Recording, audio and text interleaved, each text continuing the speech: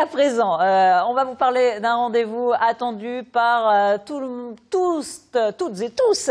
C'est le rendez-vous de la mode, le marché des modes, 25e édition. Ça démarre vendredi à Roubaix. Rendez-vous qui met toute la création régionale en lumière. On va en parler avec mes deux invités. Alexandra Pisco, bonjour. Alexandra, bonjour. Directrice de Maison de Mode La Lille. Et à vos côtés, Clémence Yon, qui est créatrice de la marque Colonel Moutarde. Je disais qu'il y a un accessoire qui est remis au goût du jour cette année. On va le voir avec vous dans quelques instants. On ne va pas tout dévoiler. Voilà, on laisse un petit peu le suspense. Alexandra, ça démarre vendredi, 25e édition de ce marché des modes. Je le disais, la création régionale vraiment mise en lumière, une très belle vitrine. Et puis également un focus sur un invité d'honneur chaque année. Et cette année, vous avez choisi un pays, un petit pays, l'Estonie. Voilà. Pourquoi ce choix ? Mais en fait, le mois de juin, j'ai été invitée en Estonie par deux incubateurs.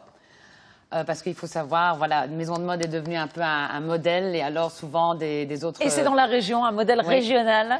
Et alors des autres pays européens nous demandent parfois de visiter chez eux, puis ils viennent aussi voir comment... Pour en fait, refaire le même modèle... Et en fait, quand j'ai visité l'incubateur Atalin à Tartu, j'ai vu vraiment des très très beaux produits. Et on s'est dit que ça ferait vraiment une belle opportunité pour faire découvrir ces 14 jeunes marques que nous avons choisies, estoniennes. Et je pense que les gens vont être agréablement surpris. Voilà. Oui. Parce que c'est le principe de Maison de Mode, c'est vraiment de mettre la création régionale à l'honneur, mais également d'avoir un regard sur l'extérieur. Parce que la mode, c'est universel. Tout à fait. Alors... c'est un rendez-vous qui draine un public, combien de visiteurs chaque année? L'année passée, le mois de décembre, on est arrivé presque à 17 000 personnes sur le week-end. Alors on espère d'avoir la même chance, d'avoir autant de visiteurs. Et aussi, ils arrivent vraiment avec l'intention d'acheter des choses un peu plus différentes, plus uniques, plus authentiques qu'ils peuvent trouver, disons, dans toutes les autres enseignes. Voilà, c'est des produits qu'on ne trouve pas ailleurs. Voilà, c'est l'originalité aussi qui est mise en avant. La caractéristique justement de la mode estonienne, peut-être si on devait la qualifier En fait, je pense que maintenant la mode devient tellement globale quelque part, mais on voit il y a des touches. Je veux dire, vous allez voir, il y a une marque Lista Solep. Désolée, ma prononciation des noms estoniens n'est pas vraiment très bien. Je ne vais pas essayer de le faire à votre mais elle fait des superbes jacquards, très belles mailles, et il paraît les dessins sont assez typiques. Alors ce qu'ils font, c'est ils prennent un peu de, disons, la culture traditionnelle, mais c'est du vêtement très moderne, c'est de l'accessoire très moderne. Je crois que maintenant, de nos jours, on est influencé un peu de tout. Alors, l'Estonie, invité d'honneur, et puis bien sûr, la création régionale. Et on voulait ce matin vous présenter une success story régionale. Clémence Yon, vous êtes la créatrice avec votre compagnon de la marque Colonel Moutarde, qui remet cet accessoire au goût du jour. Alors, on va pouvoir le dévoiler maintenant, cet accessoire, c'est le nœud papillon. Oui. Alors. En fait, on a créé ça avec Rémi il y a 2 ans et demi. À l'occasion d'un dress code pour un mariage. Il ne trouvait pas ce qu'il voulait dans les magasins parce que ça n'existait pas. Et comme il savait coudre depuis tout petit, il s'est dit « allez, j'en fais un ». Et il a été pris de passion par le produit. Il en a fait 2, 5, 10. Ça s'est démultiplié. Voilà, c'est ça. Notre appartement, c'était devenu une exposition temporaire définitive de nœuds papillons. Et je me suis dit, pourquoi pas les vendre en fait.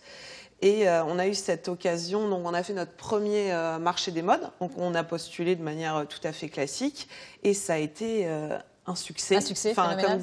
Comme disait Alexandra, il y a vraiment beaucoup de public, et on s'est rendu compte que le nœud papillon avait aussi son auditoire, et on s'est dit, faut faire quelque chose. Il y a des artistes qui remettent le nœud papillon au goût du jour. On pense à Stromae, il y a Ben Oncle Sam également, qui porte aussi bien le nœud papillon. Ça vous a aidé, je suppose C'est sûr que le fait d'avoir des têtes d'affiche qui nous aident, ça fait vraiment plaisir, et surtout les jeunes, en fait, maintenant s'y mettent. Les personnes un peu plus âgées en mettent parce qu'ils aiment bien ça, et les jeunes parce que c'est la mode. Alors, il faut bien dire que votre nœud papillon, c'est pas le nœud papillon classique que l'on met en cérémonie, noir, monochrome. Vous faites attention justement au tissu, à la qualité du tissu, des tissus originaux.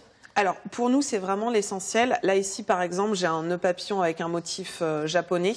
C'est des vrais tissus qui viennent... Alors, on va montrer, on va le montrer, voilà. Ici, voilà. Allez-y, continuez à nous expliquer. C'est des tissus donc, qui viennent du Japon. On travaille aussi beaucoup avec Liberty of London, qui est très connu en Angleterre. Et on n'est que sur des tissus très qualitatifs, des tissus coup de cœur. Le client, il vient chercher un motif et il se dit « Ah bah c'est celui-là que je veux ». On peut lui en proposer 50 autres. Il va rester sur sa première impression.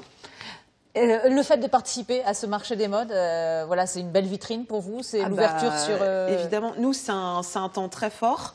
C'est là où on voit le plus de clients, où on fait le plus de ventes. Et nous, on attend ça avec impatience. Là, notamment, on va lancer notre ligne de caleçons assortis au nœud papillon. Au nœud papillon, bah voilà, il faut la totale.